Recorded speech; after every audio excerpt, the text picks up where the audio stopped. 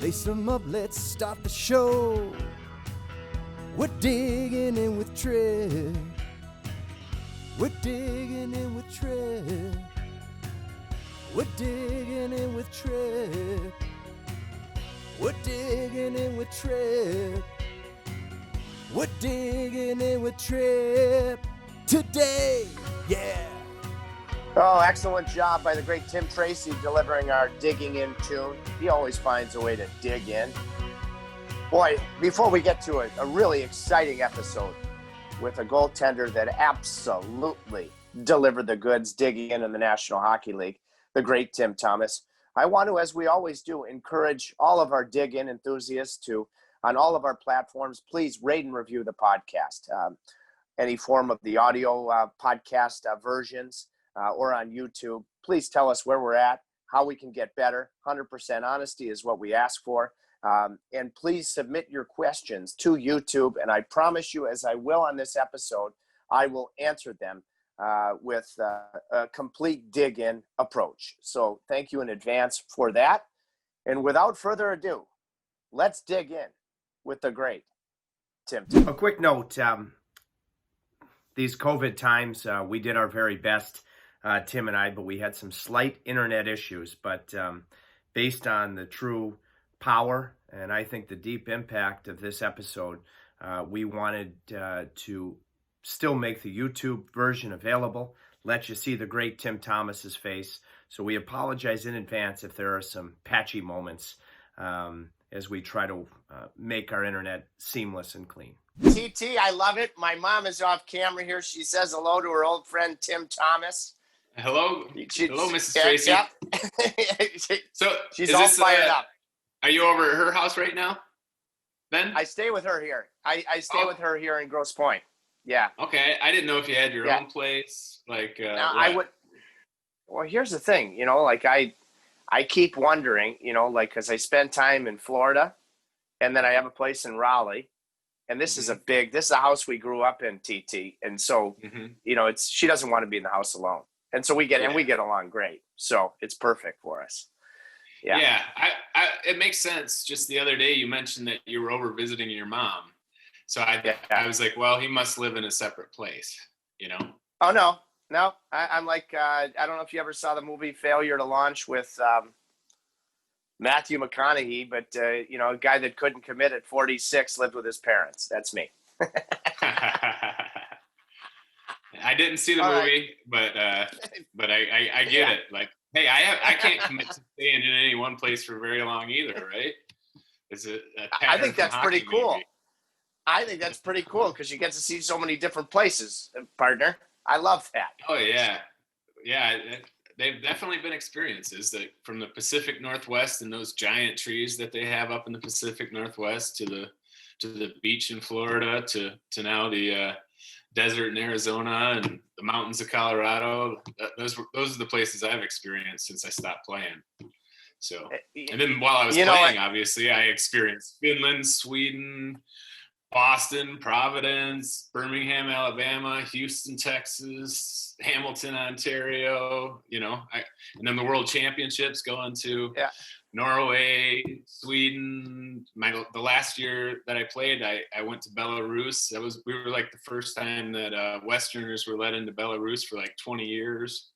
And that was quite an experience, not just for me, but for the whole family, you know, so.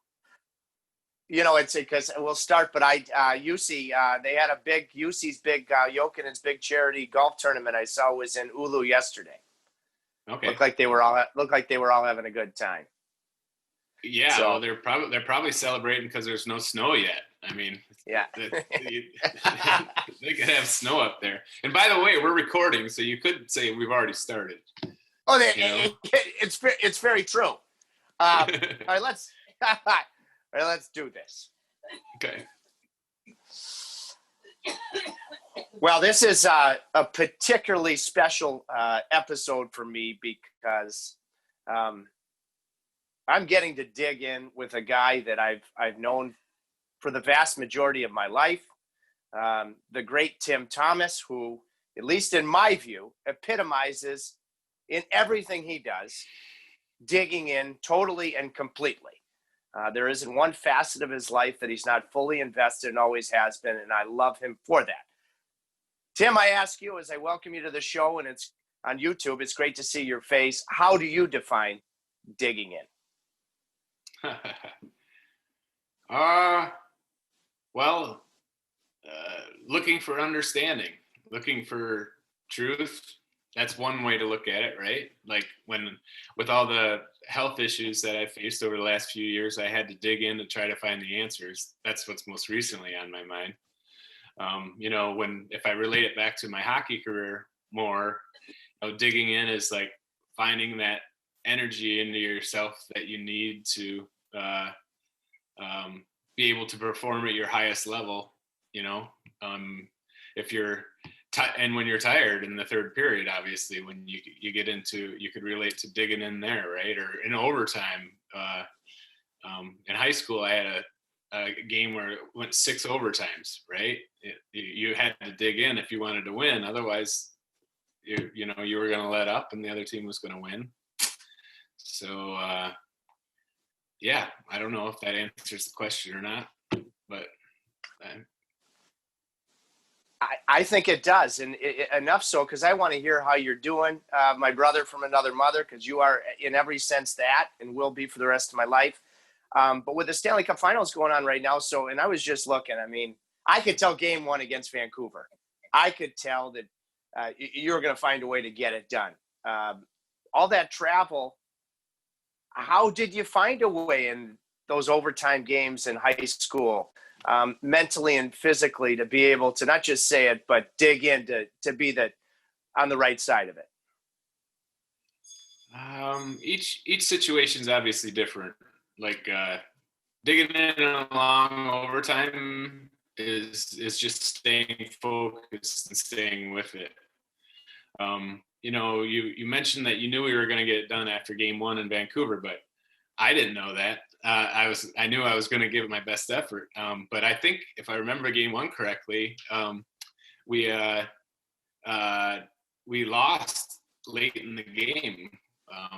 Torres scored on me with like a minute and a half left. So that after that happens, then you got to start digging in, right? Like, even though you gave your best effort, you got to dig in to try to find a way to, the whole team did, to find a way to bring even more to the table, because what we offered wasn't good enough. And the same thing happened in Game 2, right? We lost Game 2. So not late like that, but we lost, so we still hadn't brought enough to the table to get what we needed to accomplished. So we had to dig in, and as things are, everything's a little bit as complex in some ways, like going home to Boston, the energy of the fans, the energy of being home with your family instead of on that away territory with the energy of the fans against you probably helped us to dig in at that point. And what was the original question? Well, once again, TT, you're proving, gosh, you've always had an insatiable interest in everything you approach, and hockey was just a piece of your life. But you were as good of an interview as the National Hockey League has ever seen. Our friendship, which was competitive at one point, goes long before that.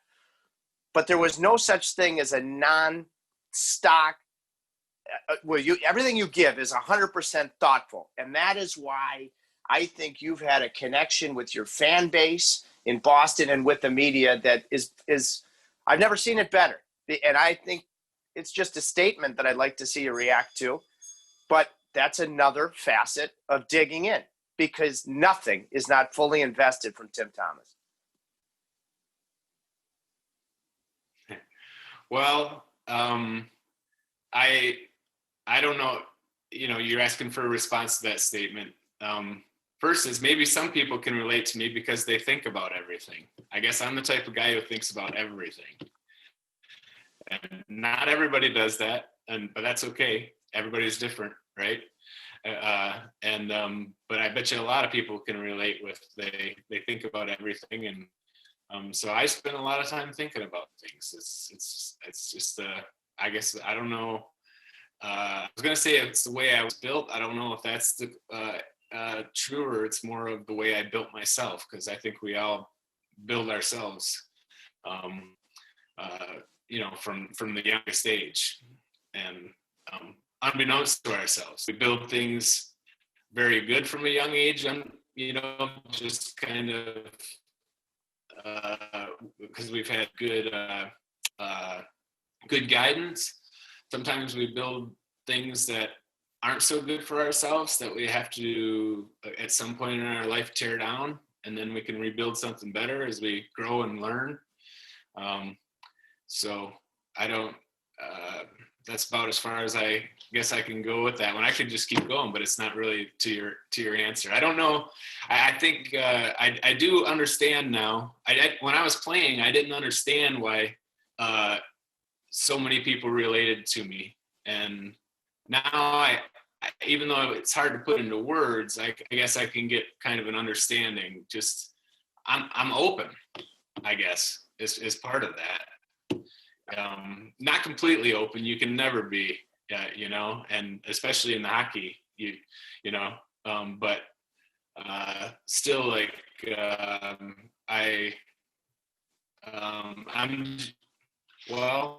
I'm not trying to give myself a compliment, but I'm genuine. And when people used to say something like that, then it used to kind of bother me, actually, because, like, I didn't know what to do with that type of compliment or comment. And but now I'm just kind of accepting that I am who I am a little better, even than when I was playing, I guess.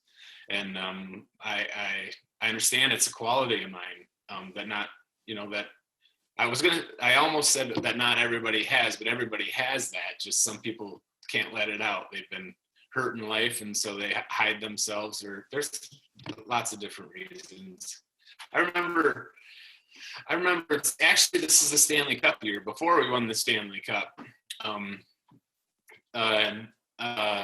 was like, I'd started out that year, the year before. I mean, I won the Vezina in 2009, right? And then the next year, I had a hurt hip the whole year. I was just happy to make the Olympic team. I was actually happy not to actually be the number one goalie, because I wasn't able to perform at my highest level. And then, and I came back that 2010, 2011 year after having a hip surgery in the summer, and I ended up winning my first 10 games. And, as it went on, like, the media was always wanting to talk to me, like, they were, extra, more and more. And at the time, I remember saying to Eric Tosi, who was, one of our PR guys, who's now with Vegas. I was like, why do people want to talk to me so much? Like, I just kind of wanted to be a regular player and do the 5-minute interviews and go shower, right? And he's like, because you have character. Yeah. And I didn't understand it at the time, but I understand it a little better now. So okay, there's a bunch, as there always is in our conversations. The first, going back chronologically, I want to know, because you said that you're a thinker. Me, and we played against we had some battles in college, Vermont, Harvard, and I know, I objectively, because I'm an analyst, we talked about this on the phone the other day. Mechanically, you were a step or two ahead of me, but then mentally, I think of your mental toughness. I know for me, overanalysis eventually led to paralysis. Okay, so that's my first question, because you just hit on a lot of great stuff. How did you, for a thinker, not overthink things in the net?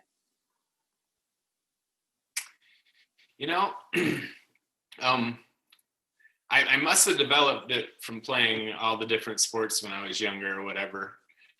I eventually, for me, I don't know exactly how you said it, but it was great about overthinking actually ended up leading to paralysis. Like, after I got the concussion that last year that I played for Florida, like, I got stuck in my head. Like, but previous to that, over most of my life, I developed the ability to get out of that thinking while I was playing. That was when I was the artist on the canvas, or the ballerina, doing the dancing. I was out of thoughts. I was into what a lot of people try to describe as a zone, which is a hard thing to describe, right? It's the thinking without words. So I was able to get into that place when I was at my best for most of my playing. I mean, it was a long lessons, and it isn't like something that you ever master over the course of my career. I realized when I was thinking that I was not as effective, that I needed to get into that place where I was thinking without words, where I was acting and not reacting, where I was one with the flow of the game, so to speak, instead of trying to catch up and put everything that was going on into words. And so I don't know, like that was when I was playing, that was my canvas. I kind of, looking back, I kind of feel like I was an artist, when I was playing. Mm-hmm. And I actually, because of my own life experience and some things that happened to me like the last year, but also another thing that I found out is I was exposed to black mold, and that actually helped to trap me in my thoughts too. Not clear, they were jumbled, and it was awful actually. It's been 6 years since I stopped playing, and there were some rough years, man. There were some really rough years, and I'm sure everyone gets dragged back at times, but I'm out of it, and it's so nice. I'll tell you. I've just been doing a couple of things recently, which have really helped. NAD plus IVs, actually, it helps to restart the mitochondria in the brain, and Mm-hmm. that has helped a ton. And and there's another technique that I've been using that helps to resolve unresolved energy from trauma, or like, just to take for example, for me, like when and this, a lot of players will probably end up relating to this, is like if when something happens to you, you get hurt, whether it's your knee or your hip, or in a lot of cases the head. It's just the way it is. I know when I was playing, you just skipped around talking about the head ever, but this is a little bit different time, right? We can kind of talk about the head a little bit more because it's more open. But like, for example, when I got concussion my last year that I played in Florida, like all of a sudden you can't play to the level that you've been playing for your whole life, and that's kind of traumatizing in its own way. You don't understand it. And so I started that off with just talking about a technique, that I've found that helps to release some of those energies, and it's made a huge difference. Otherwise I wouldn't talk about it, but it's helped me a lot. And it applies to all areas of life. And we'll jump around as you and I always do. You seem great. You seem happy. You seem at total peace. But then again, you've always, we're unconditional friends. But I mean, like, how are you? What are you doing to keep yourself busy? I went off screen when I wasn't in peace and not feeling good, right? I mean, which as somebody that loves you, we can't do that. We, if we're ever struggling, the first thing we need to do is to tell somebody that we care about, like you and I do each other. And I did the same thing when I struggled a few years ago. I just kept it to myself. Wrong move. Yeah. There's no wrong moves, no right moves, right? Life's about learning. And yeah, I ended up learning a lot out of it. What I was trying to say is, like, I hid that side of myself from the public. Like you said, I seem happy and everything, and that's what you think of me, because that's the way I was most of my career. I had that peace And, I lost it through a number of different circumstances that, I'm not, that it's way too long to even talk about here. But I hid that from the camera. That's all I was trying to say. And now, I'm finally feeling comfortable, which is why I accepted your invitation. Your timing was perfect. And I'm glad it was you that reached out to me, because like you said, we have known each other a long time. You've been, you were supportive of me the whole way. After college, we didn't get to know each other as much until actually, I was in the pros and you were broadcasting, but, you supported me and lifted me. And speaking of, that's a good transition that I might be able to help you with here is Anton Khudobin. Yes. He was on our Black Ace squad when the year we won the cup. And I didn't even know him before that. Like, he was in our minor league team in Providence that year, but I had no relationship with him.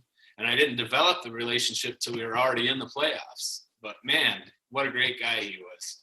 And like, I look back and he was so supportive of me. I can think of a couple specific times, maybe even after that game one where you said, what do you do to dig deep? And, he was one of the people, because there were many, that helped to lift me. And maybe that could be part of your answer about digging deep too, is, your friends and your family can help you to dig deep and to, help you to find a way to get through what you're going through and to see things a little clearer. Because when you're going through shit, oops, can we swear on your podcast? Yeah, you can do it. TT, we dig in on all fronts, including verbally. Keep going. All right. Well, when you're going through hell, you can't see straight, and sometimes your friends can help you to see straight. And like, and one of the keys to success as being a goaltender that I found was not getting too high and not getting too low. Right.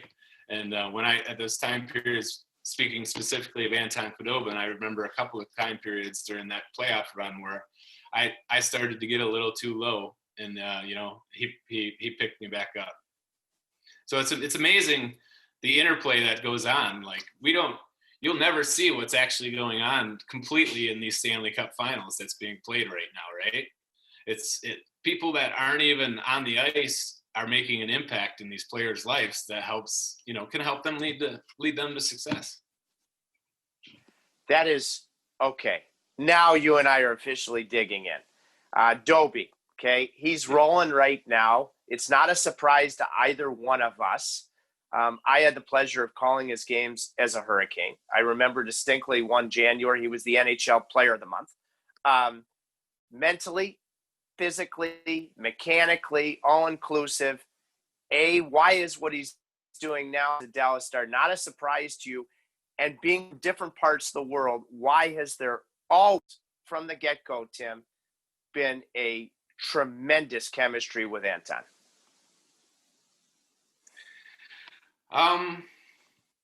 That was a multi-layered question, so I'm trying to remember all the layers. It was. Yeah.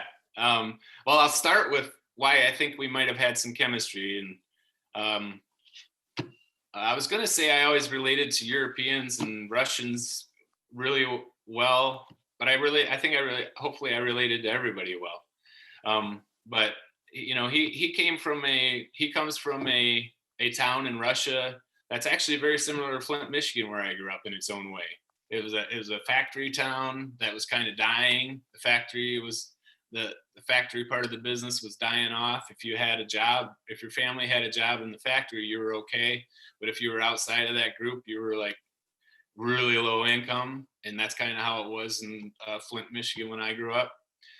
So I think that helped us to relate to each other. And actually, overall, everybody's different.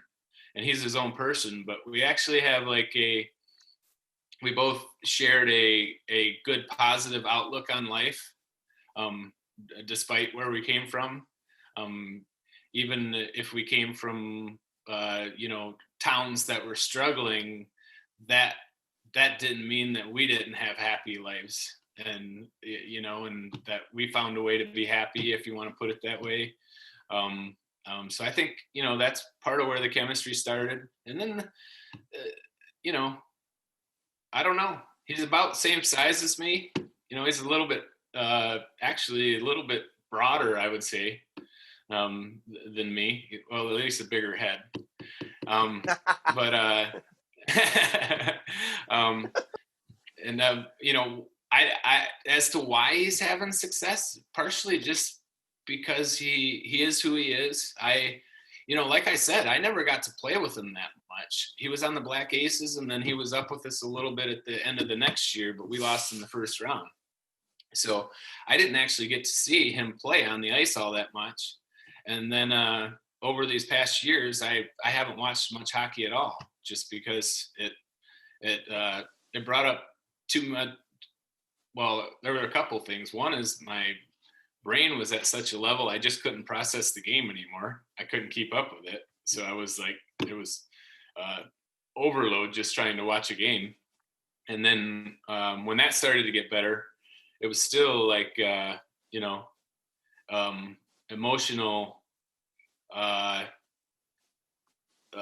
view of it. Like, all the thoughts about, well, I'll just be completely honest, because like we shouldn't be doing this stuff with our heads that we're doing. We shouldn't be damaging our bodies, like happens in our game. And so I was caught up on some of those judgmental thoughts. And then on the other hand, like, I couldn't process the fact that, like, at the time that, the last year that I played, I felt like I could have still played a few more years. I was still healthy enough. I was still good. The beginning of that Florida year, I was actually, I believe, someone at USA Hockey could, set me straight if I was wrong, but I think I was actually on track to make that Olympic team, which is that year, which was one of my main goals for going back to play that year. And then, so, like, I didn't stop playing voluntarily. Circumstances of life stepped in and kind of took that away from me. And so I'm like that fighter who didn't go out on his own terms, so to speak. And so I had a lot of stuff that I didn't know how to process, is what I'm trying to say. So I haven't watched a lot of hockey over the years, and I haven't watched a lot of Anton. But having said that, even with never having watched him play all that much, I just knew he was going to be successful. He just had it. Like, yeah, he had that personality, I guess, and the right attitude that I knew he was going to dig deep and go far. How far? Who knew for sure, right? You literally could be the best goalie in the world for a long time, like Dominic Hasek, and never win a cup. You know what I mean? And Anton hasn't won his yet. I'm pulling for him. But and he certainly started off on the right foot last night. He displayed kind of skill that he developed to let stuff go. I mean, that goal that went in on him last night, like, you can, as a goalie, you can easily go, oh man, are you kidding me? This isn't meant to be. And it can make you fall apart and unravel. Yep. And, he's experienced enough now and has the right type of personality to be able to control that part of himself, his mind, and just to get right back on track and go back to going to work. And I've listened to the announcers, and I've read, some stuff more recently, partially because that, and I'm not trying to sell anything here. I'm not even going to say what it is, but like this technique that I've been using with emotions. But like I watched the game last night. It was different than maybe any game I'd ever watched in my life for myself. Like when I was a kid, I was always like, whenever I watched a game, I was always like pulling for my hometown team or pulling for the Red Wings, or whatever. Mm-hmm. And then as I became a pro, like I was always comparing myself to the other players, other goalies that were on the ice, or scouting them, and I guess kind of unconsciously, I guess, even with the best players trying to find their flaws, and they're not that good, because I wanted to think that I could save any shot that they gave me. Right. Well, last night I watched the game from a completely neutral perspective, and it was actually it was wonderful. But that to get back to Khudobin, in the I heard he's one of the things that's coming out is that he's a real battler, that he really tries to stop Sounds everything. familiar. Yes. Familiar. Yes, exactly. and he maybe, I bet you he always had that, but maybe watching me helped him to be like, I'm going to be like that too, so that might be part of the reason that he's been as successful as he's been, and why he is where he's at now. He's in the Stanley Cup Finals, doing well, making a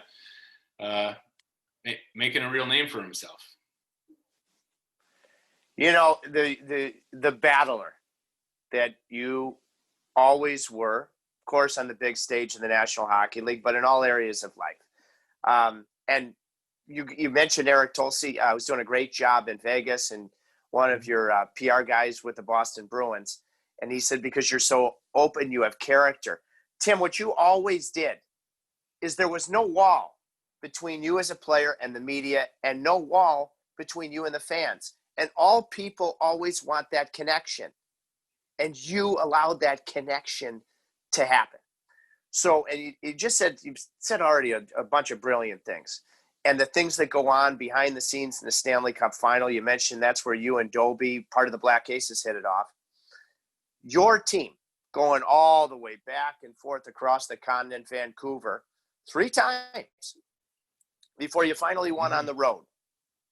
What were the critical parts of not having things fall apart individually and collectively to finally get the result and win that one game you needed on the road in Game 7, where you had a Game 7 shutout? So that's pretty stylish. There were a lot of different things.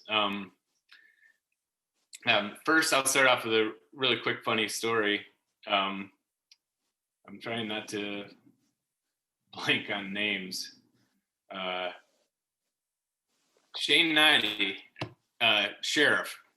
On our way to Game 7, flying on a plane, it's a long flight, like you said, whatever, almost 6 hours or whatever from Boston. And I cramped up, and I got up out of my seat because my whole groins were cramping, because you're at that time of the year, you're and then with the flying, which dehydrates you also, you're just battling just to keep your body in the condition that it needs to perform. And I was like in a really bad cramp, and he was about ready to cry. He's like, "Timmy, no." And I'm like, and I was in such pain, but I knew I was going to be fine, so I'm like trying to calm him down, like, okay, it's,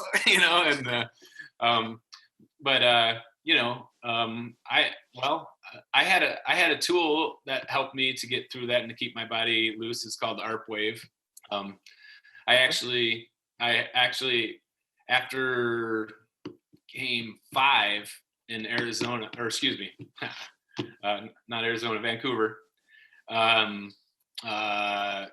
Chara had a hugely swollen knee, and hopefully he doesn't get mad at me sharing this story, but like literally I was went to his room, and and if you have you ever seen a giant cry? I have, because he didn't know if he could keep playing. And we used the ARP on him and helped to get some of the swelling down. And I'm not saying that's the key to everything. You just asked things that helped us to stay. That was one of them. Different people had their ice baths. Everyone had their own methods. But I was taking care of myself, utilizing that, and then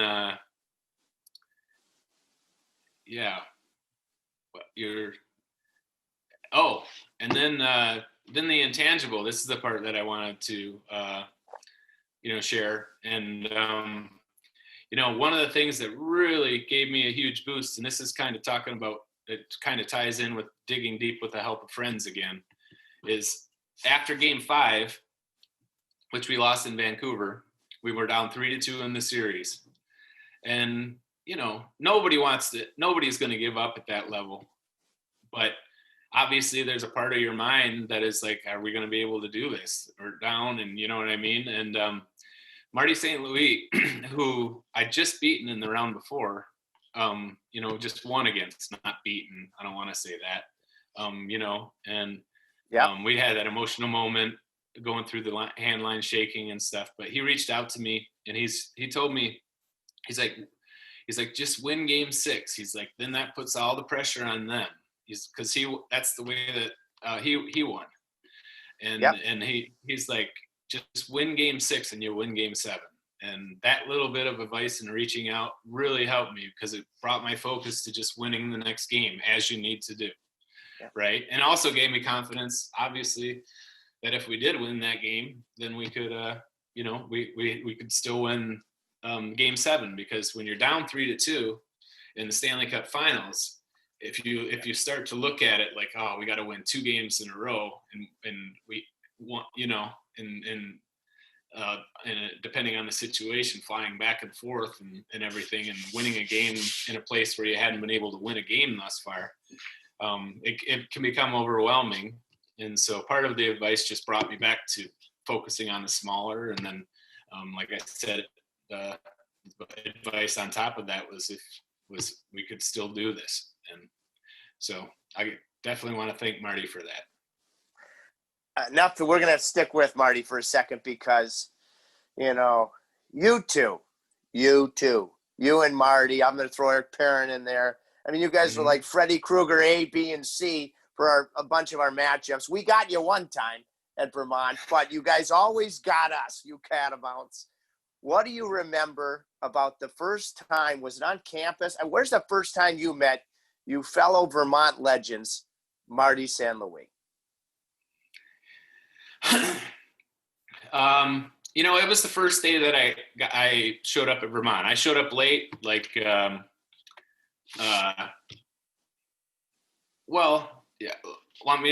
I've kind of told the story before, but since we're on thing, it's a little bit long. You probably don't mind, right?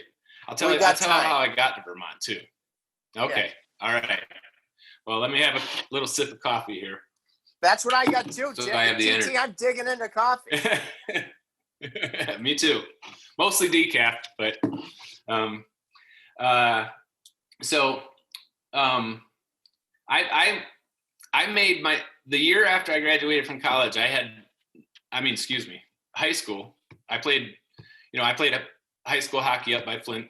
I went to Davison, Michigan, and not a great league.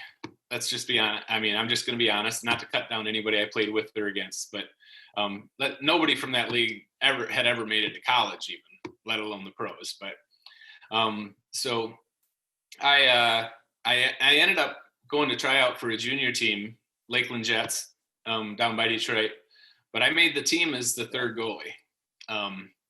I did, and so I was just practicing with the team, and December 1st-ish, right around the beginning of December, I actually switched to forward because I wanted to at least be on the bench, and I was that good of a skater and player that, not that I was on the top lines, I could get maybe a couple of shifts a game and just be part of so I'm not sitting in the stands anymore, right?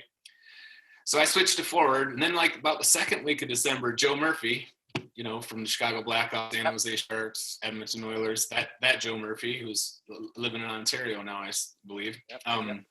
He came to start help coaching our team and to skate with us, because he was holding out with the Edmonton Oilers, and it was looking like he was going to get close to maybe signing. So he came to help us second week of December, but I was a forward. And at Christmas time, and we weren't a very good team. We up until that time, we'd maybe won 1 or 2 games that year. That's how bad we were. Just in case he ever watches it, Tim Opie was the coach. I'll throw him out. He was a great guy.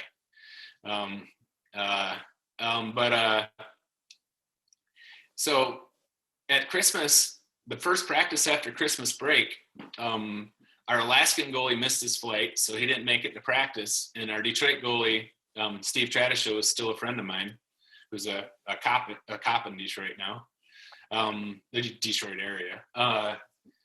He got in a car accident and didn't make it to practice. He didn't get hurt. It was just a little tiny fender better, you know? And so I always carried my goalie stuff in my car with me, and we had no goalies for practice. So I played goalie that practice, the first practice after Christmas. And I remember after practice, I was at the water fountain, which is like 10 feet from the coach's office, but just around the corner. And I remember hearing my coach and Joe Murphy walk outside the office, and Joe Murphy saying, well, why haven't we tried this guy after that one practice? Well, to make a long story short, I got to start the next game, and I believe I played every game the rest of the year. And so that's how I got back to playing goalie. And then after that, we were still not a great team. And so I had no college interest whatsoever. But the coaches from my league, which was the North American Junior Hockey League, they got to pick 2 goalies from my league. The USHL got to pick 6 goalies to go to a tryout for an Olympic festival in Colorado Springs. And the coaches from my league picked me to go to that. And then they picked 1 goalie out of that camp in the Colorado Springs to go to the Olympic festival in San Antonio. And I got picked. My coach in San Antonio ended up being Bill Beanie, who was a longtime Middlebury coach. And, Yep. But back then, I didn't know anything about anything. Like, it was pre-internet. I had no idea what Vermont looked like. I had no idea about what Middlebury was. But he was my coach, another great guy. And by that time, I was actually starting to get scouted from that Olympic festival. I ended up doing really well in that Olympic festival. My team won. There's 4 teams at the Olympic festivals that they put together, and back then, and we won the gold medal. And in 4 half games, I let in 1 goal, and the other goalie on my team let in 11. And that was when I first got my first taste of reality of kind of the way things are. The Olympic festival was supposed to be a tryout for the World Juniors. That's what they told us. Yep. And the other goalie on my team, not this isn't being negative towards him in any way, just he got picked to go to the World Juniors and I didn't. So I was so irate, and I was young, and they'd given me I think at least 6 sticks to go to the Olympic festival, maybe a dozen. I don't remember for sure. Yeah. And that was the most sticks I'd ever had. And when I was in juniors, I was paying for my own sticks. My schedule in juniors was to get up at 7:00 in the morning, drive 45 minutes to Almont, Michigan, to the Orchard area. I'd buy apples. I'd drive like an hour and 15 minutes in another direction to get to Mott Community College and go to class from 10 to 12. Then I would drive like 45 minutes down by Lakeland, and I would sell apples door to door for like 3 hours. And then I would go to practice and then hurry up out of practice to drive back to Davison, Michigan. And from 7 to 11, deliver pizzas at Domino's. And so that was my regular schedule. And where was I? So I'm down at the Olympic festival. So anyways, having those sticks was like crazy, but I was so mad. I went in the shower and I just started busting the sticks, just and Bill Beanie came in, and he settled me down, you know. And I was a cocky young thing, I will admit, a little, you know. Even though I barely made my junior team, I still had this confidence in myself, right? And he settled me down. But I remember walking out and him asking me, you know, what do you think about coming to Middlebury? And, you know, like cocky 19-year-old self told him, not knowing that Middlebury was a very wealthy college, I told him, you wouldn't be able to afford my sticks.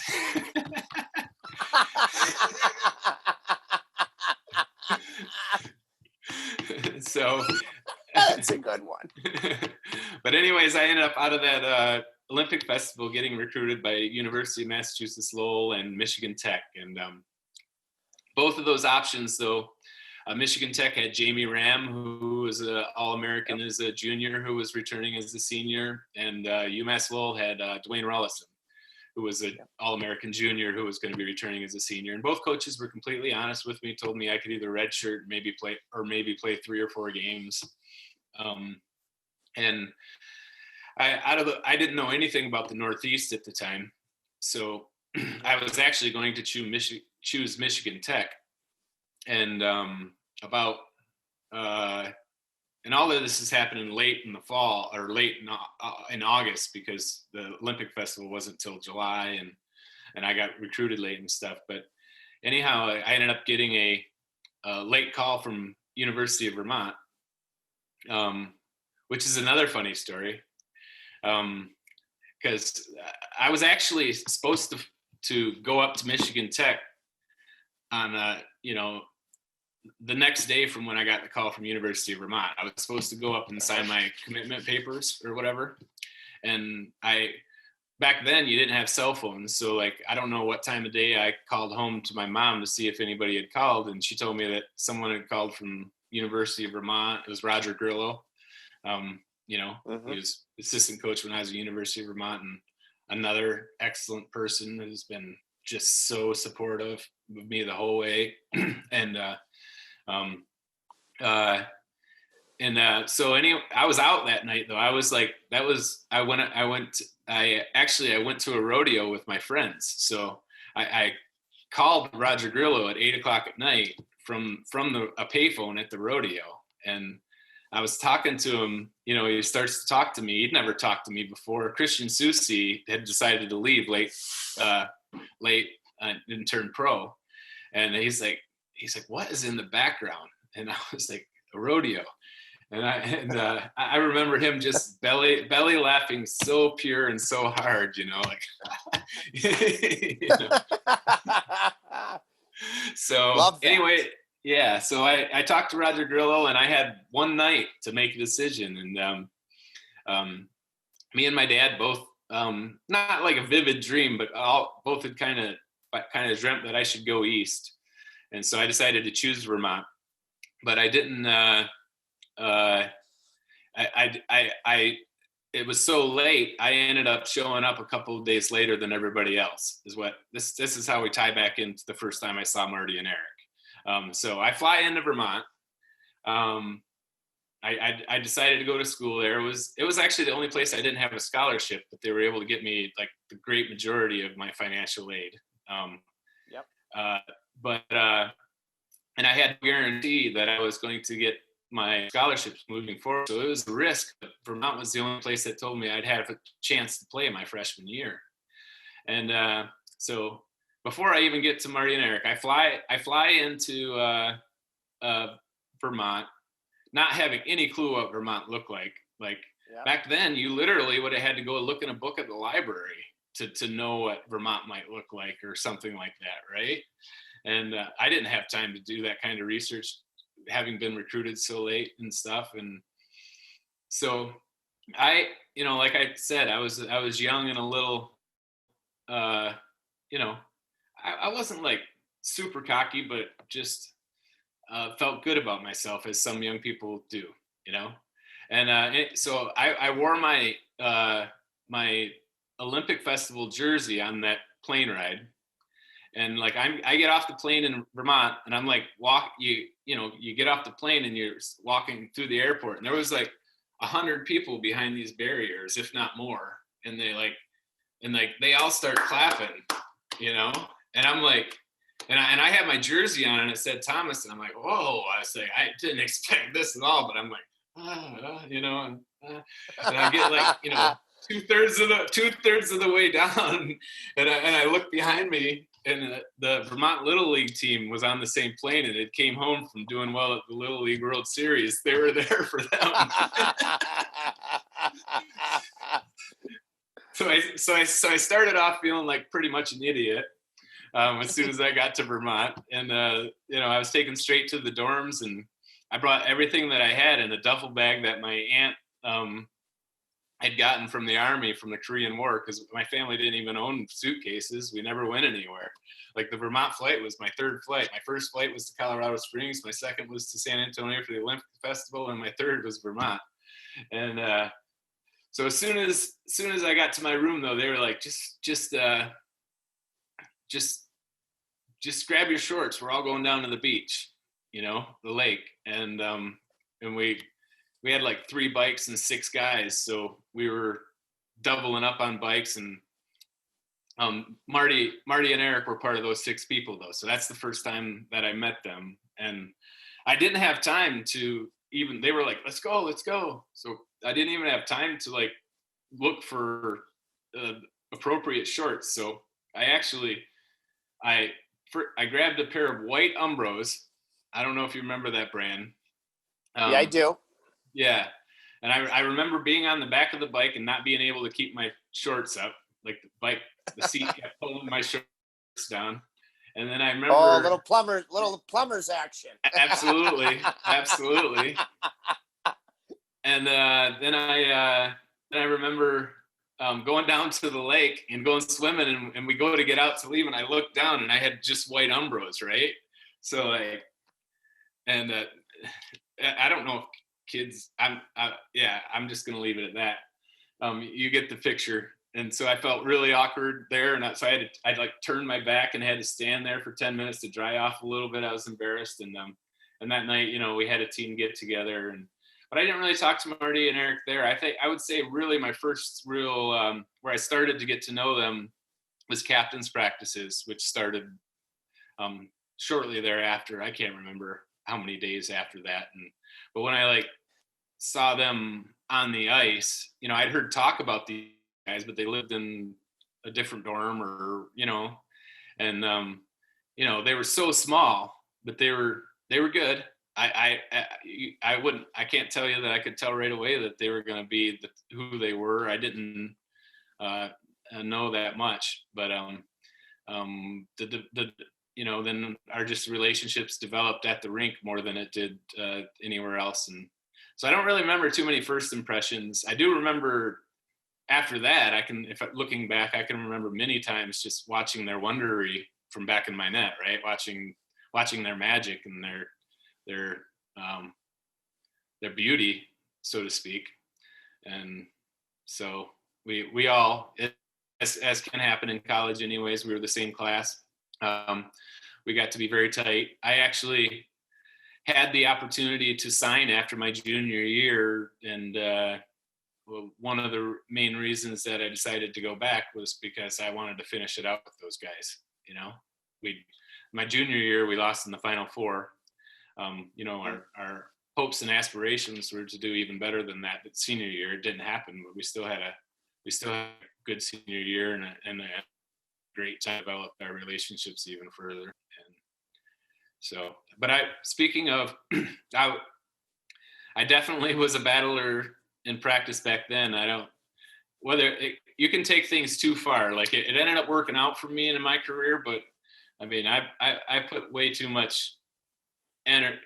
Looking back, like I put so much energy. I hated to get scored on. I think I got that from my dad, right? He used to make fun of me. He shoots, he scores. Oh, it just drove me nuts. It made me not want to get scored on by anybody. And but Marty specifically, Eric was a hard worker too, but Marty, he was always working on developing his skills. He was always trying to find a new move. Like he like his goal was to like find one big new move every year and to like really master it. And so me and him fed off each other because he always worked so hard and I always worked so hard. And he was willing to try new stuff that sometimes kids are afraid to, I guess. He at that time he was, and then when I was in college, I was being influenced by Dominic Hasek. So yep. I already had an unconventional style. So I brought even in more unconventionality, kind of copying some of his moves and bringing my my own version of them to the table. So yeah, and that's not exactly the answer, but I think it works. It works out perfectly. And as we, two guys that love to chat like you and I do, we segue into the second half of our episode, and we just spoke about Hall of Famer Marty St. Louis. And by the way, I think you're a deserter. You're already in the U.S. Hockey Hall of Fame. I think you should land in the Hockey Hall of Fame too. But our presenting sponsor, TT, is New Country Auto Group. And among their many dealerships, they have a few in Greenwich, Connecticut, where if I'm Marty St. Louis, met a woman in Vermont who he's long been married to, who is from Greenwich, if I'm correct. Is that right? That is. I do believe so. Like, I know she's from that area. I think she's from Greenwich. Yeah. So New Country, TT. You seem to me, all our longstanding friendship. You're an outdoorsy guy. You and I still have to make that trip on safari to Africa together. That would be awesome. So they're, New Country, newcountry.com. They have every automotive guru under the sun. So thank you to them for presenting Digging In with Tim Thomas here in this one. Hey, let's just jump right into that. Because you and we had a long talk about when I went to Africa. My mom, right off camera right now, I think I told you years ago, she got all the big five. Okay, so what? We're talking elephant, leopard, rhinoceros, lion, Cape Buffalo. Did I just get them all? You said to me that you and I would like to go over there and get a lion with a bow and arrow. Do you think we're going to be nervous? Because when that lion looks in your eye, I've seen it, I felt it, and I had a gun, not a bow and arrow. It changes your life. I mean, do you think we're going to be ready to rise to the occasion, my brother? Well, that's a I have a hard time even picturing myself in that situation. Not because I don't want to go to Africa and see the lions, just the truth. I had an experience on a bear hunt, and I still have the bear rug. And I don't know if you've heard about bears doing death moans. I haven't.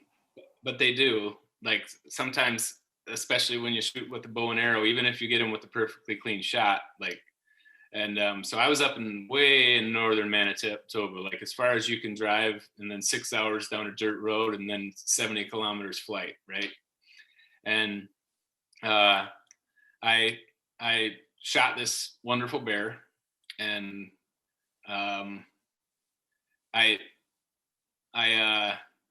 it ran off behind these trees, and I heard what I found out to be later was it rolling down a hill. It started to go up a hill and then it rolled back down. And I'm not trying to traumatize anybody. This is just my true experience. And I heard the death moan. I was like,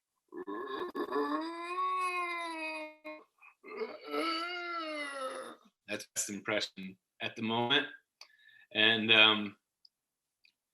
not to seem like a softie, but like I kind of lost my desire to kill. I'm totally okay. First of all, I ate that bear, and if you're hunting for food, and it's part of game management, in the right way and stuff, I'm not criticizing what anybody else does. At this point, kind of what's going on with the world and the wildlife too. Like, I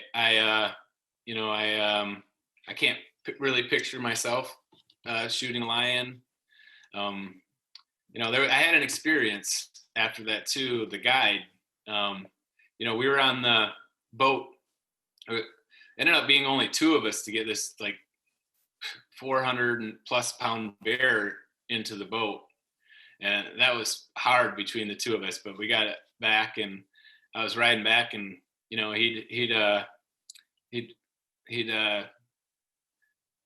put a little blood underneath the eyes as a custom, and stuff, and I was feeling actually pretty bad because of the experience that I described, And I said to him, I was like, I can't remember his name off the top of my head, but I was like, is it wrong if I feel bad? And he put his arm around me and he's like, if you didn't, I wouldn't want you hunting with me. And, that meant a lot. And that was another cool moment in my life, of which I've had so many. And so anyways, I would love to go to Africa with you, maybe more of as a wildlife viewer than a hunter. Hang on, I gotta jump in, TT. Okay, because you are encouraging me. I got to tell you a story because this is all about truth. Okay, so the first day, it's my only hunting trip that I went to South Africa. First day, and I'm with a family that's like a second family here in the Michigan area, and my mom had gone in a previous life, I mentioned, and got the big 5. Mm-hmm. So it was meaningful, because of my love for my mom. So beautiful day, first day we get there. And one of my buddies it might have been an eland, all right? And the animal, once again, like you talked about, like that bear, screamed, okay, as it went down. So then now we're all taking a picture around the animal. And one of our 2 guides, professional hunters, his name was Fred. I remember he had a 500, most powerful gun. He looked at me as we're taking that. I just met this guy, first time hunting. He looked at me and he goes, Tripp, you got a problem? I said, yeah. I didn't like seeing the animal suffer.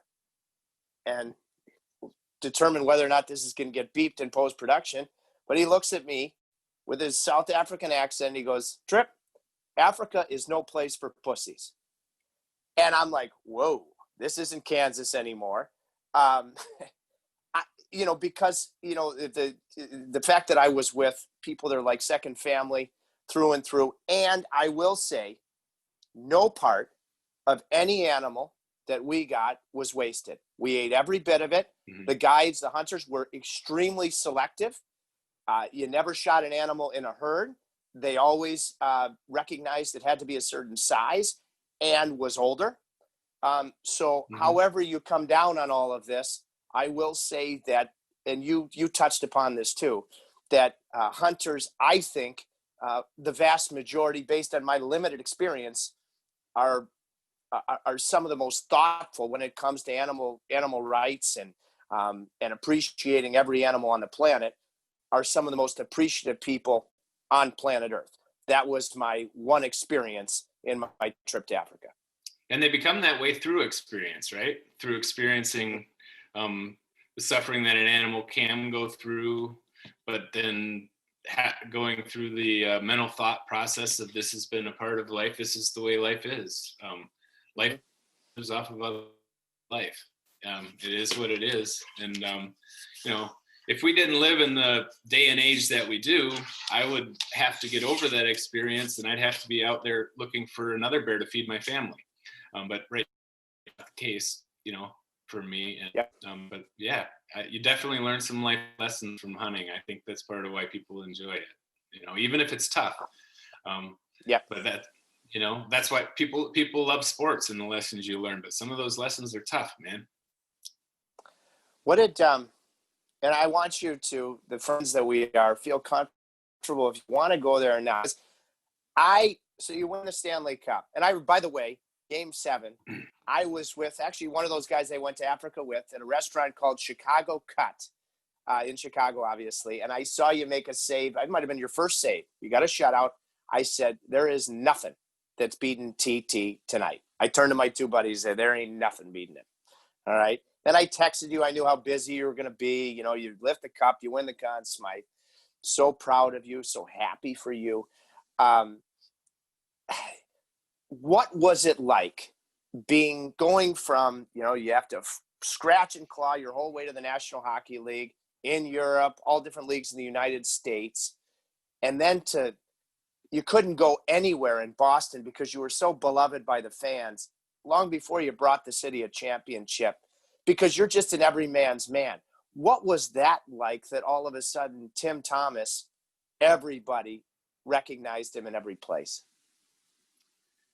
Yeah, that was quite an adjustment. I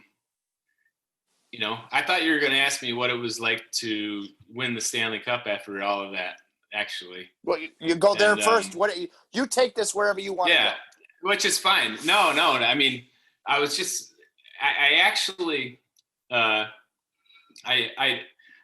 was in such battle mode and had trained myself to be not too high, not too low, no whether we won or lost, that actually when we won, I couldn't let my guard down. It took me quite a while. Like I was ready.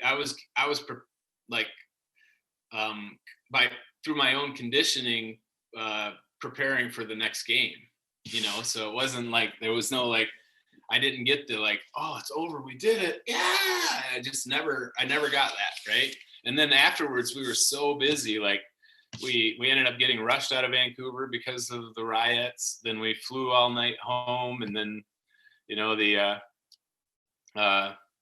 runway was lined with the cops and the firefighters of Boston. And so there was like energy there. And then I had a private cup. Mark Recchi helped me to get the cup privately in my house for a little while that night. And then the next morning we had the parade, which was like, that was probably the biggest energy I've ever felt. And now that was wonderful. My mind still hadn't caught up with everything that had happened. And you're just so exhausted, right? You just didn't have time to process everything that had happened, but still just the energy of that. I think they estimated it to be 2 million people back then. That was awesome. And then we had a going away party. We got interviewed for what they ended up turning into a video. And then the next day I had to leave for Vegas, for the awards. Yeah. So I was just like in a whirlwind, absolutely whirlwind. But there's a funny story in Vegas. I think I might have shared it with you before, but if you want to put it on camera, like, I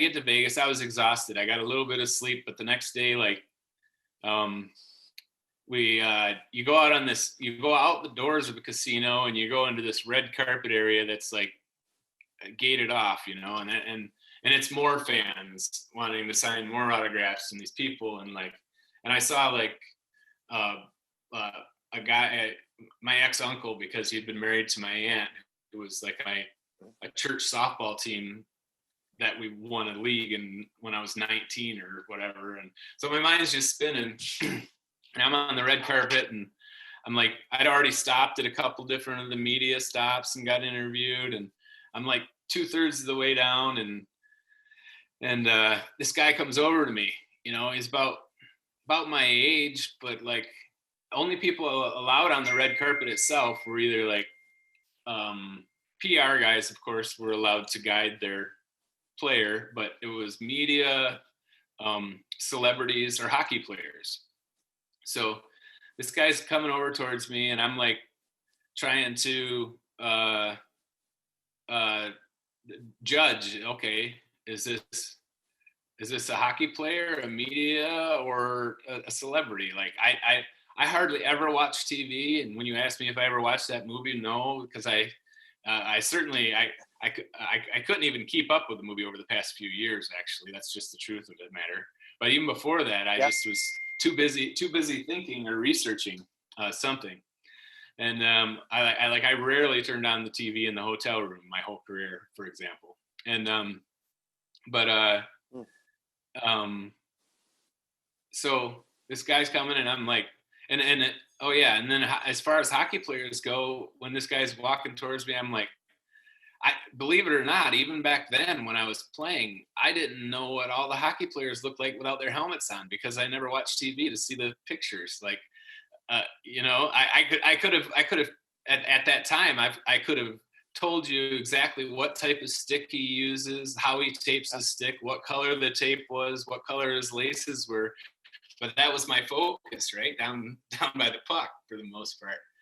And so I was like, I didn't know what he was. So he comes over and he's like, hey, Tim, how's it going? He's like, it's been amazing to watch your journey. Like, he's like, it's so awesome what you've done and this and that. And so I've like, I ruled out hockey player And I thought, okay, this guy must have been media. Maybe he was like media at an opposing college in the ECAC.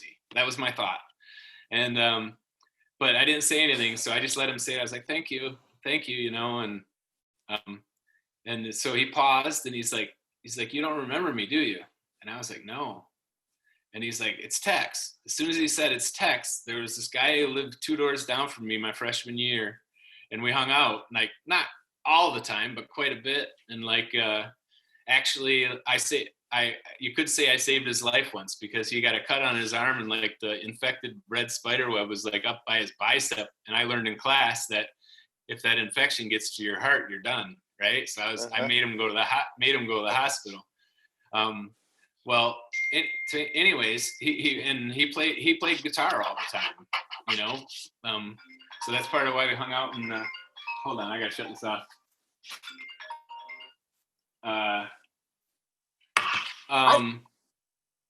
So anyways, so he's like, I was like, Tex, I was like, how's it going? Oh, I never thought of him after freshman year. Like, you know, I thought maybe he was just in a different part of campus and we never crossed paths. I never thought of him really again.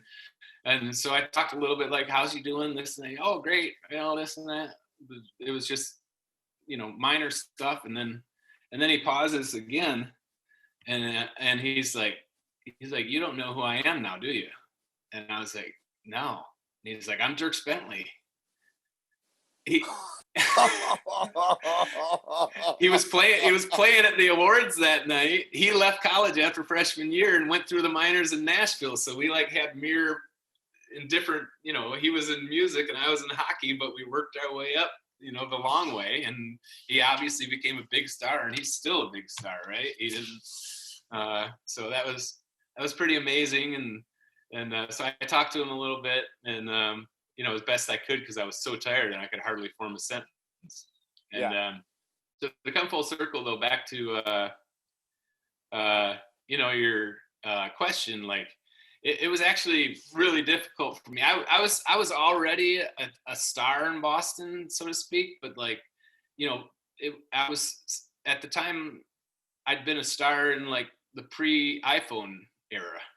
Like Blackberries was the most, and they didn't even have video as far as I know, right? Well, one of the changes that happened at the exact time, you know, that I won that cup was the iPhones came out. And so the next year, like, I couldn't even stop and get gas without getting iPhone tape. And I started to develop this like wanting to hide from everything. And, you know, like, and I'd go out to eat, and I'm not criticizing any of the fans. It's normal and it's fine.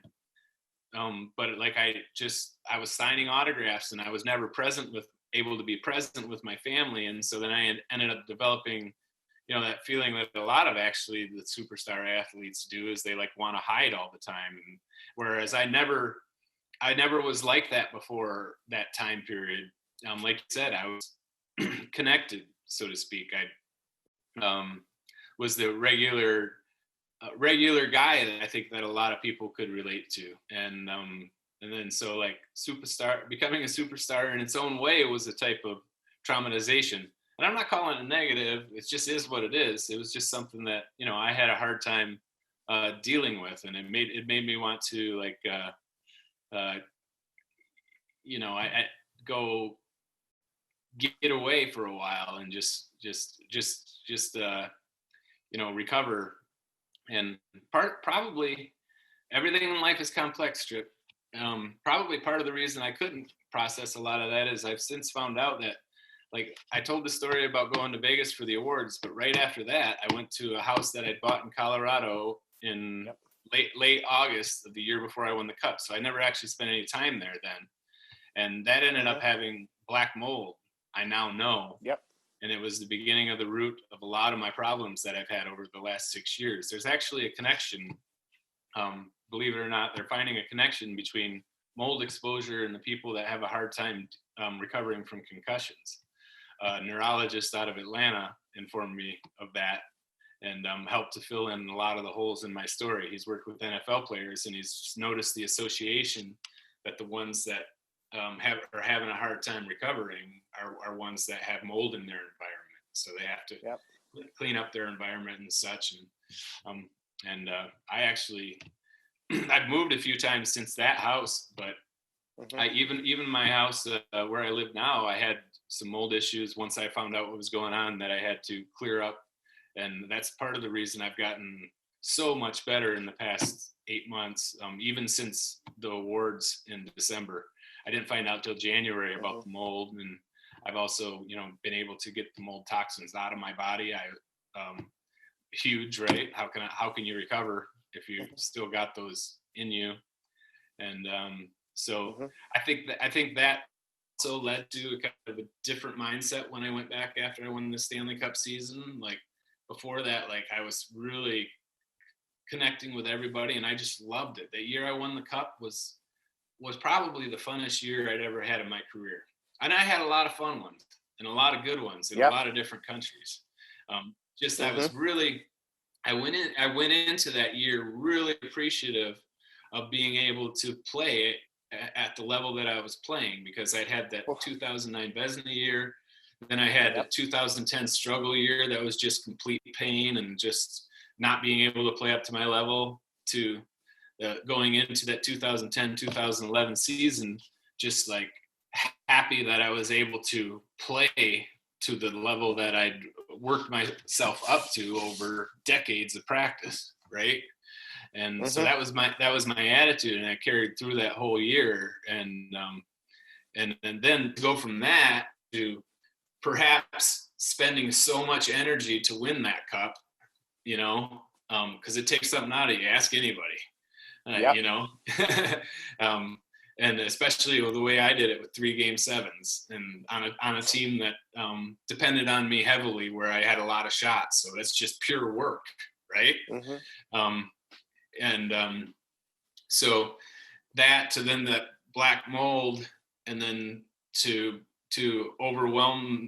overwhelmed by how much everybody loved me. It was actually too much love energy, if you in a way. I know that might seem crazy, because a lot of people would love to feel that energy. Well, they certainly did in the 60s. I didn't mean that kind of love. I just meant like appreciation, and so yeah, it was quite overwhelming, and like that was the beginning of really the beginning of my head or my thinking troubles would have been the black mold, and and then it got worse from that. I got that one concussion I got in Florida that last year, which is nobody's fault. It was in warm-ups. It would be, you could blame it on the guy who did it. I won't name his name. But not really. He wasn't trying to. But so, yeah, it was to try to stay focused on your question. It was a little overwhelming, and I had a hard time handling it. Well, one of the things, I mean, not to get in too deep, but we all know we have, when you're out of whack, you go into fight or flight, right? There's parasympathetic and sympathetic nervous systems. And because of the mold, I now know and understand through having to find out what the hell had happened to me, over these past 6 years, and trying to find a way out,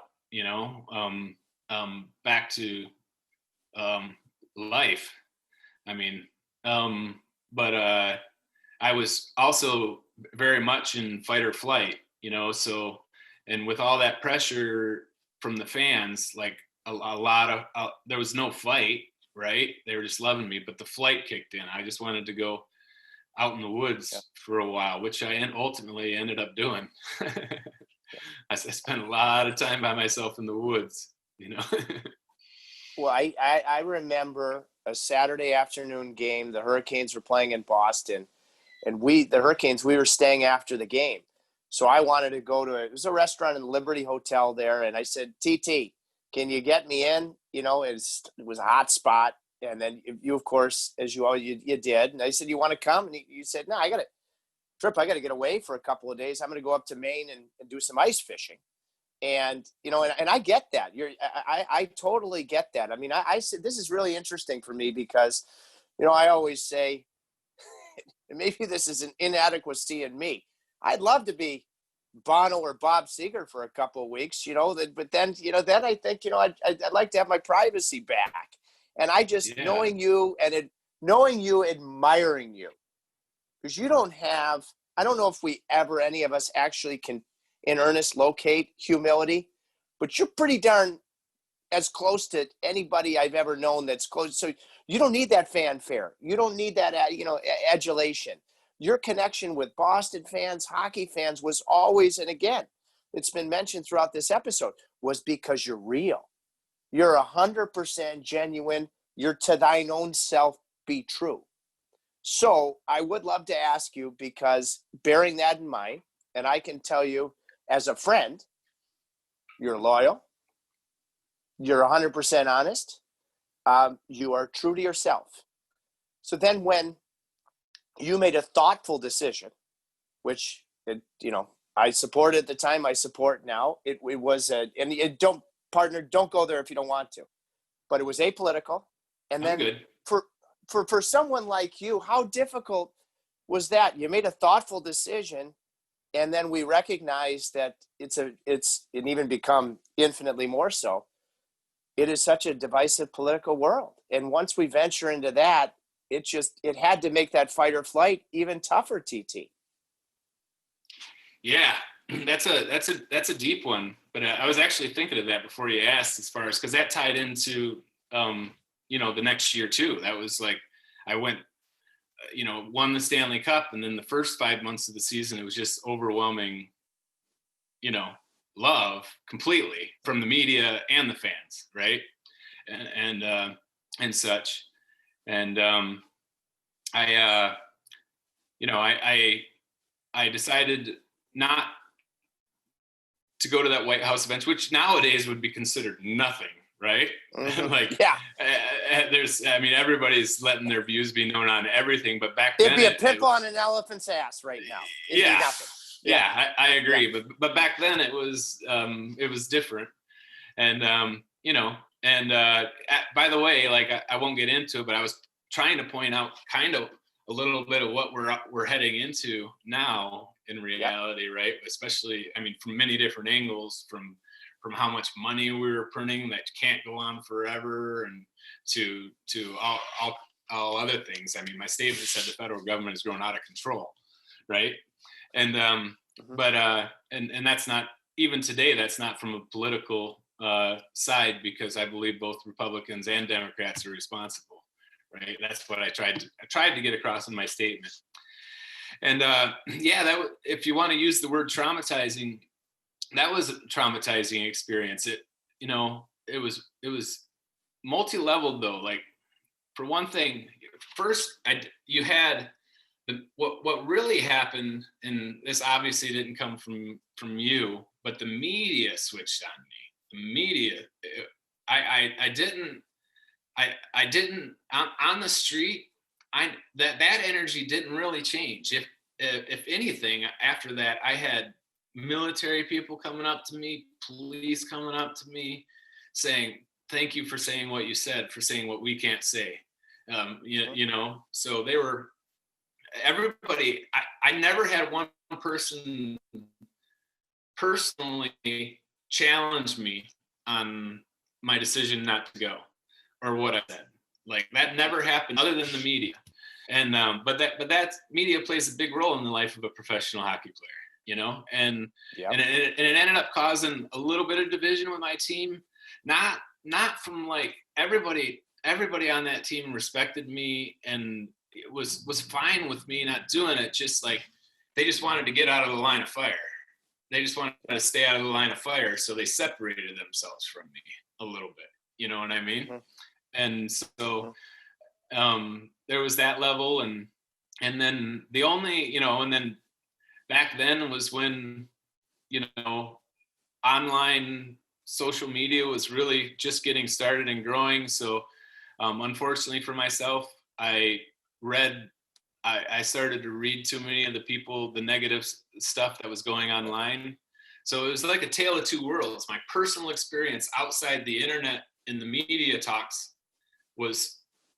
didn't change that much. The fans still love me. Like I said, if anything, first responders, if you to just try to, police and military, they loved me even more.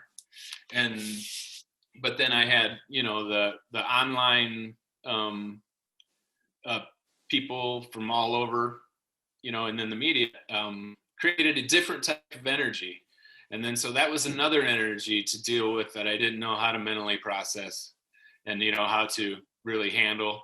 And so, yeah, it made it difficult. And, it ultimately ended up playing into my decision to take that next year off to try to figure things out, which I never really did figure anything out that much out. I got more confused with that year off I had. I went back to Colorado in the moldy house, and I actually went more downhill in a way, but so that's how it was, and that's okay.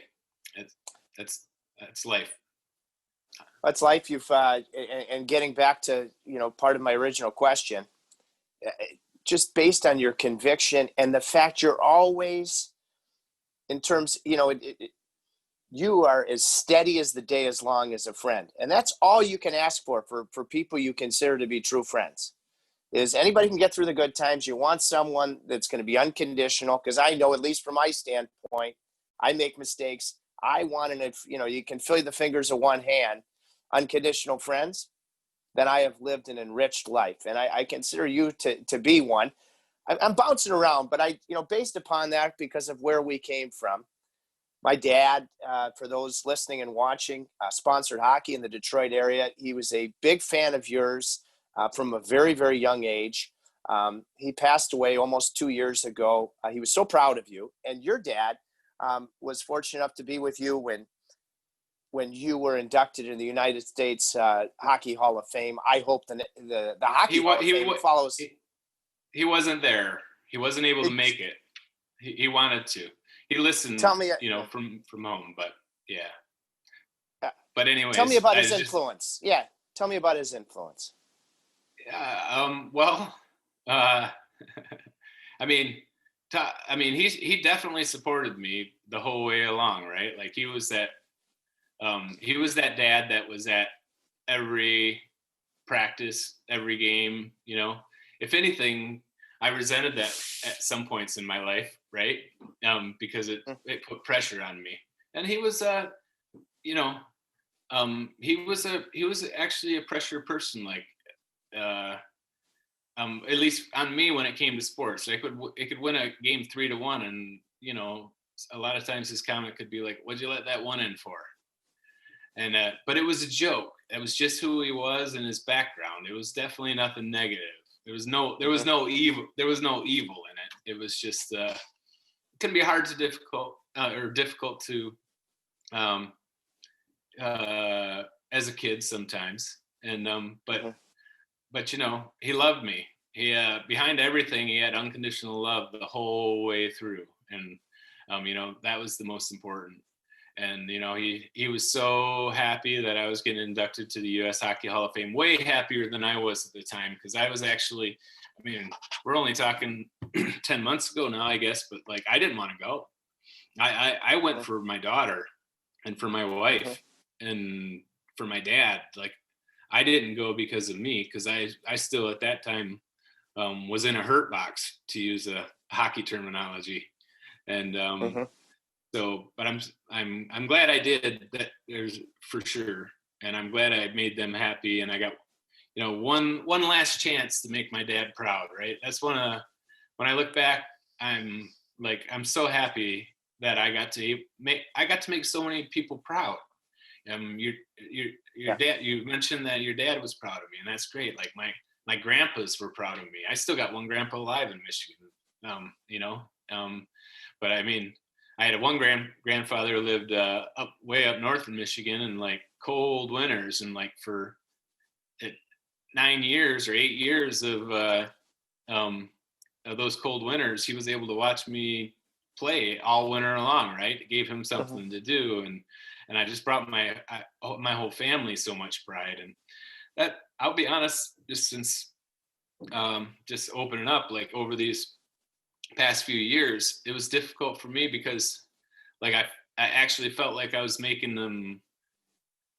I know I wasn't, but like it just I was ashamed of all the pain and difficulty that I was going through, because like my role was to act, or not act, to be that invulnerable athlete that would just rise above anything that was thrown his way and find a way to maybe not win every game, but to win most of them and eventually win the Stanley Cup, which I did, so my dad passed actually 2 days after that U.S. Hockey Hall of Fame. And, but this is true. And the reason, one of the major reasons I'm able to talk about this again is I just had literally recently some emotional releases, which is why I'm able to talk about it so calmly. I talked about my dad in one of the articles from the Hockey Hall of Fame, and that the day my dad died, his wife actually took him into hospice. He was only in a hospice for a couple hours before he died, but he'd just gotten in there and they just got settled in the room, and she showed him the article, and she said that was the last time that he smiled. He was just so happy. So I tell you, I haven't shared this with many people. My dad chose to go into hospice, and it was Thanksgiving, because I remain an unconditional Detroit Lions fan. So I was between games. The Hurricanes had played the night before, they were playing after. So I was able to come home, and we spent, watching the Lions. They lost on Thanksgiving Thursday, and he was still with it. We had a great afternoon. And then I had to leave the next morning, TT. And again, my dad loved you. He was very proud of you. Anyway, so I leave the next morning, and I had to get back for the morning skate. I think the Hurricanes were playing Anaheim or something. And I look at him, and now he's still there, but he's drifting. It's early in the morning. I went down to where his bed was, and I said, "Dad," and it was extremely emotional. And I said, I'm going to live a life you'll be very proud of. And, any son just wants his dad to say, "I know you will." And he paused, looked away for a second. He looks at me and he goes, "I know you'll try."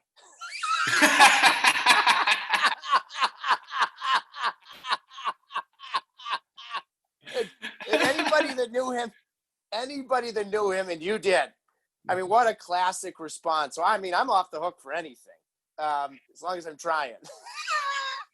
Yeah, but there's different ways you can look at that statement. But one of them is that you don't have to do anything special for you to live a life that he'd be proud of. As long as you're trying, that's all he'd care. Yeah.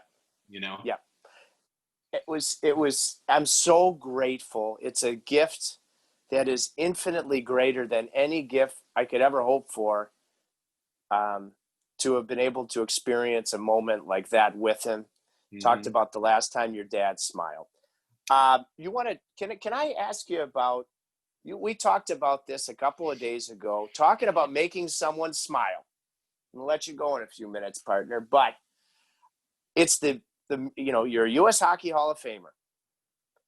The anniversary, not so many months ago, of the Miracle on Ice, calling a game in Toronto. James Reimer goes down. Peter Mrazek goes down. In comes Dave Ayres. Okay, as soon as he skates on the ice, I'm like, and then he obviously not the same talent ability of a guy I hope is a future Hall of Famer in Toronto, but same, loose, just guy, great teammate, body language of Tim Thomas. Okay, as soon as he skates on the ice. So they win the game, and I go down to the locker room to introduce myself. Typically, I just go right on the bus to get out of there and fly out, because I was so moved by it, so inspired by it. And I figured he was going to be a Leaf fan, TT. So I go in the locker room, and I introduce, and now we're Dave Ayres. He's a former dig-in guest. And I said, "Who was your favorite goalie growing up?" And he said, "No doubt about it, Tim Thomas." So, I recently requested getting a signed Tim Thomas stick for Dave Ayres. He is through the moon, excited. But there's another tie-in this story. Can you talk about it? Yeah, my daughter has his T-shirt. Like she was a fan of his for what he did. And so I believe I'm getting that shirt signed in return for a stick. That's the way it goes, I think, right? So it's a classic old school barter agreement. Yeah, absolutely. And I think it's cool that, well, I had an impact on him, but then he ended up having an impact on my daughter. Like, how cool is that? Now my daughter can have an impact on someone else, and that chain can just keep going, right? That's one good part of life. So I would actually call that the highlight of the human experience. You're not a big movie guy, and I forgot the name of the movie, but I think there was a movie called Pay It Forward. Just keep paying it forward. You have no idea the impact that it can have. And I know when I told Dave Ayers about the fact that one of your daughters is a Dave Ayers fan, mm-hmm. I think he's going to need a plastic surgeon to remove the smile, TT. That's great, man. I didn't appreciate how many smiles I brought to people's faces while I was playing. And I'm sure I brought some smiles to my family's face over these years, but just, I know it feels good to think about all the smiles I brought to people's faces, and to be able to do one recently with him is awesome. And then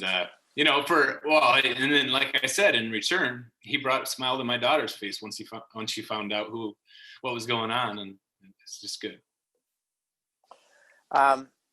Finally, I want to, I'm going to ask you if you got anything for me, but you touched earlier on a private story about another, not just a hockey player, but like you, highly, highly intelligent, curious.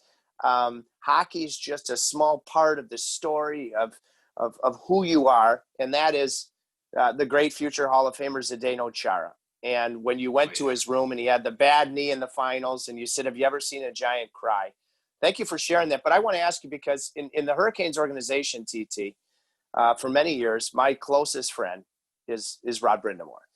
And, Boston's gotten the better of the Hurricanes last couple of years, but there have been two unbelievable embraces in the handshake after the Eastern Conference Finals last season, and then in the bubble, with two pioneers when it comes to fitness, guys that do everything right, Rod Brindamore and Zdeno Chara. Tell us, being a teammate, what you'll always carry with you on whatever levels you want to talk about with Zdeno Chara. Obviously hard to put in anything short. I watched, I happened to be in the room when Boston lost out during these playoffs. And I think it was maybe Doc who was talking about Zdeno Chara, and he described him as this guy who, who, if he talked to you, he'd ask you about your family. He'd be caring about you and your family. And, I think if I wanted to highlight, without going too deep into all the qualities of Zdeno Chara, is like, he truly is a caring guy. He truly cares about other people. And I think that's part of the qualities that's made him such a great captain. And, he just has a great heart. And that giant sized body that he has a giant heart to go along with it. He's been heavily involved in charities, and, in the right way too. Not just because that's what you're supposed to do, because he cares. So I appreciate that quality about Zdeno Chara for sure. And through the years playing with him, his care of me and for me, helped me to become who I was and to do what I did, and to not get too down, because I have, with all the success I have, one of the things that I've had to work on is not getting too down on myself. And, and it's friends like him, we're focusing specifically on him, but at this moment, but based on our earlier conversation, you could bring in Khudobin as a similar trait, and you yourself as a similar trait, as caring people. and that care helps to. That's how we help each other get through. And like I think I'm a caring guy too. Yes, you are. But when you're in a bad spot, you can't necessarily, you're not be there. And you talk about me being such a good friend. And, over these years, I've never been negative. I've never turned on my friends, but I just, I was, I had to remove myself from just about everything just to survive. So I wasn't necessarily there to support some friends if they needed it. I never turned away support, just I wasn't reaching out and being like, hey, bud, how are you? And, like you have. So, so to focus on Zdeno Chara, he's a caring guy. If he ever does see this, probably not. There's so much other things to watch out there and so many different people that talk about him. But, just for the record, I love you, Z. So. God, that is it. And you like Zdeno, boy, when you beat Vancouver, Roberto Longo was actually a goalie who was a captain. And that's C for Zdeno Chara from this point forward. And I would have thought, had you ever worn it, I will think of the word care and caring, because you are every bit of that. That's powerful, powerful stuff, TT. It really is. Well, as I knew that would be, that was a gas. Thank you again, TT. Always fun when TT digs in with TT. I don't usually refer to myself in the third person. I think that was a Seinfeld episode. My producer, Adam the Admiral Holtzman. Let's unmute you. And what questions do you have from our digging enthusiasts for me today? All right, so to play off of our goalie, we're going to start with Will Tomlin. Tripp, in your career, what was the greatest save you ever made as a goalie? Well, thank you, Will. It would have to be, it's had some great battles against Timmy Thomas, and he had a couple of good ones when I got him the one time I did in the ECAC semifinals. He and Marty St. Louis in those Vermont Catamounts. But my favorite one would have been freshman year, Boston University and our team in the Bean Pot, Old Boston Garden. Every shot was a quality opportunity. We were both ranked at the time top 5 in the country, and we were killing a 5-on-3 in the second period. And I did an old school 2-pad stack going from right to left. You don't see the 2-pad stacks that often. We saw them from the great TT, and we're not talking about me. We're talking about Tim Thomas. But it was on Mike Pomictor, who was a second-round pick, I believe, Mike of the Chicago Blackhawks. I was exhausted because it was a 5-on-3.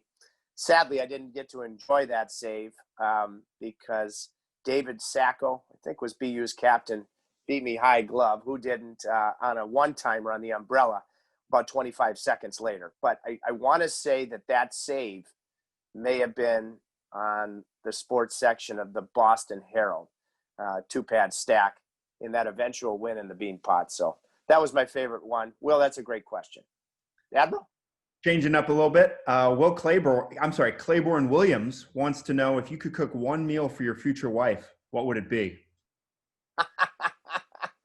Claiborne Williams. Boy, Mom, you can't hear the audio, but Claiborne Williams just asked if I could cook one meal for my future wife, what would it be? Oh, man. Wow, this is a good one. My mom off camera here, she certainly hopes that those nuptials happen. She's almost given up hope as I'm about 47. But I would have to say, from ocean to the table, since typically don't have Octobers off, Claiborne, I will be continuing the elusive swordfish hunt down off of the Miami Beach Marina sometime next month, and probably repeatedly next month. So I would have to say that for my future wife, that I certainly would be overachieving with, it would be a pumpkin swordfish, because I think that's the tastiest, that hopefully we'll be able to snag at about 1,780 feet with our squid as bait and LED lighting because it's so dark down there. Bring that right on home to my future wife.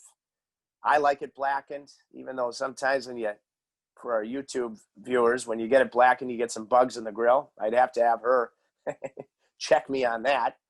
Hopefully, she liked it so much. She'd say, Tripp, you got no bugs in the grill, and I want to kiss you, for the rest of all days that end in a Y, because you have just been able to bring Michelin 3-star chef caliber to the swordfish. Blackened Cajun, probably I might even roll some capers into it, and that would probably be it. I know it's pretty plain.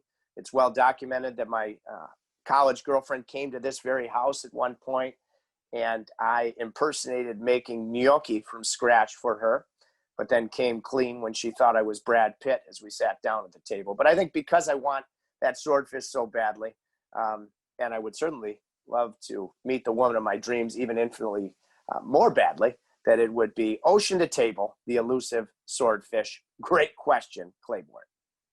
All right, last one. Wayne Deeks wants to know if good friend of the show, Peter Mrazek, smells as good as he dresses. Oh, yeah, Mrazek. I just saw him hit a golf ball on Instagram. I don't think that he has the fluidity in his golf swing that he certainly does in his style. I mean, the guy, everything he wears is Velcro, but it's certainly well documented that that most demographics think that he's onto something, because I have gotten a lot of messages saying that those tight pants, the white shoes he convinced me to get for the better part of $800 on my dime, and the tight white shirt, got a lot of compliments on that. That might be a go-to outfit for my future wife, considering the last question when cooking that swordfish. But my nostrils have really never detected anything one way or the other with regards to Peter. But I will dig in the next time I'm around him. And you know what I'll do? I will text him when this show airs, obviously on Tuesday. I will let him know that the question was presented, and I will come back with a quote from Pietro Mrazek, and I'll even dig in a little deeper, and I will ask his beautiful girlfriend, longtime partner, Sarah, what she thinks of his fragrance, what his choice is, where it's at, and how he can improve, or if he's right where he needs to be on the dig in smelling front. I will report back both from Peter and Sarah, who just had a lovely holiday with Tomasz Tatar and his girlfriend in a place that I know very well, Mykonos. Well, as came up throughout the course of the show, I've known a fellow Michigander, Tim Thomas, since we were both very, very young. And whether it's been on the ice or off the ice, I've always had complete admiration for the fact, the very reality that everything he has always done has been complete and total. And that certainly could be right there in the Webster's definition in that fine dictionary of what digging in means. So thank you, Tim, and thank you once again to the New Country Auto Group for being our presenting sponsor. They're the crux of digging in with dealerships in New York, Connecticut, Pennsylvania, Maryland, Florida. We'll try to get TT into one of their sleds, the great Jared Cantanucci, newcountry.com. Until the next time, please, on our audio and YouTube platforms, can you please rate and review the show, ask questions. Let's make sure that we have a true cohesive connection of where we're at and how we can improve for all of you. Keep digging in until I see you again. We're digging in with Tripp today, yeah. Today, yeah. Today, yeah. Today,